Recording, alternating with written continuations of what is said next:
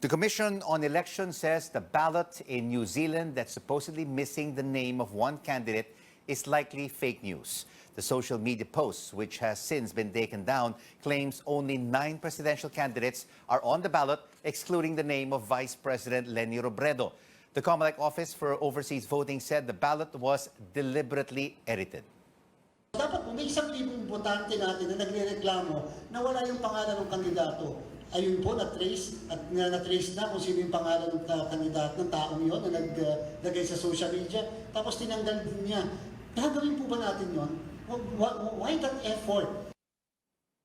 Comelec is working with the Foreign Affairs Department to catch those who alter the photo of the ballot and spread it online. Let's bring in now Philippine Ambassador to New Zealand, Gary Domingo, joining us now from Wellington. Thank you so much for joining us, Ambassador. Foreign Affairs Undersecretary Dulay said that the allegedly flawed ballot there in New Zealand has been proven to be fake. We're able to trace where this fake photo came from. Kia ora. Good evening, Rico. Well, in one of the versions of that picture, the coding was left on. And so we got the numbers and we reported it through Comelec. So it has been traced. It has been traced, but where did it come from? Where in New Zealand? Is it in New Zealand or outside of New Zealand? Well, within New Zealand, but I'm afraid I'll have to leave it to the Comelec to disclose anything any further. So again, what we have is one version of that picture. We found the coding on the upper right side, and we checked it with our records and reported it to the Comelec. But it is a address, a voter within New Zealand, but I'm afraid that's all I can say for now. Your office is urging voters, Ambassador, who have received ballots with missing names of candidates to return the entire ballot package to the embassy. So has a questionable ballot or ballots already arrived in your office? Well, we posted that advisory yesterday for people to return any ballots with any what they seem anything missing or not. And so far we've gotten nothing. Well, we just had some posting on social media. Some people say, well, one person said their envelope was got wet because of rain, but otherwise, with respect to the completeness of the ballot itself, no. In fact, we've had many of our voters say no, their ballots were complete, and we have already begun to receive whole ballots. And so, as you know, we in New Zealand is a post where it's all by mail. So twice a week, we feed in the ballots in our vote counting machines every Monday and Thursday. So we have just slightly under 20 submitted so far. But of course, in the coming days, we expect many more. We have nearly 30,000 voters registered within our jurisdiction. So you haven't received calls or emails from voters in New Zealand after the alleged flawed ballot came out on social media? Oh my God, we're flooded. So even my personal social media official email account asking for what's going on. So we replied with our advisory, what the Comelec had said, what other news outlets have said, and we're also sharing the news that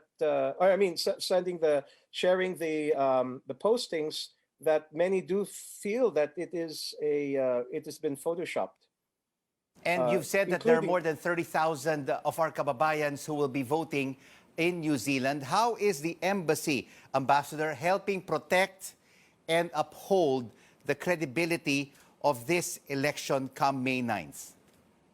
Well, we in the department, we've been very, we have it in our muscle memory to administer overseas elections. In fact, this is my third. So Comelec gives us very, very strict guidelines, which we follow religiously. There are many safeguard procedures. We have poll watchers who observe. For example, like the social media unboxing that you get. We had something called the final testing and sealing where we do a final run of the testing of the vote counting machines, where we have observers, accredited observers, among our Filipino community, and this was done last April 18. It was a bit late because we received our ballots late. So, So Ambassador, you know what? There have been hiccups in overseas absentee voting in a number of countries here in the Asia Pacific. Yes. What kind of issues do you think you will encounter in your OAV there in New Zealand? Well, the basic problem is our ballots, because what happens is the ballots are sent in bulk to the post, and we have to process them and send them out. So we've been delayed. So what we see as a challenge now is for enough turnaround time for the voter A to receive his or her ballots and then to mail it back to us in time. That's a major challenge, the time. And for our kababayans watching in New Zealand right now who may encounter problems in their ballots, how may they reach you, Ambassador? Well, of course, we have our Facebook page, we have our website, and our contact information are contained therein. You could message us or email us should there be any problems. Do you think that all the 30,000 Filipinos in New Zealand will be turning in their ballots? Well, we certainly hope so. Well, one of the other slight challenges is change of address, and there was a cutoff by the Comelec for some time last year. But I think one reason why we've had the delay in balloting because of public clamor to move the deadline. With this is a very involved procedure. Every time you shift the dates later, that has a cascading effect, which delays the whole process. So, and briefly, so Ambassador, before we let you go, you mentioned that you've already been through 3 of these electoral exercises. What has been the percentage of Filipinos in New Zealand voting over the past 3 elections that you have conducted there? Okay, well, one thing we're proud of is that in terms of registration, we managed to beat Australia, with due respect, because even though we have only 80,000 Filipinos in New Zealand, they have 300,000.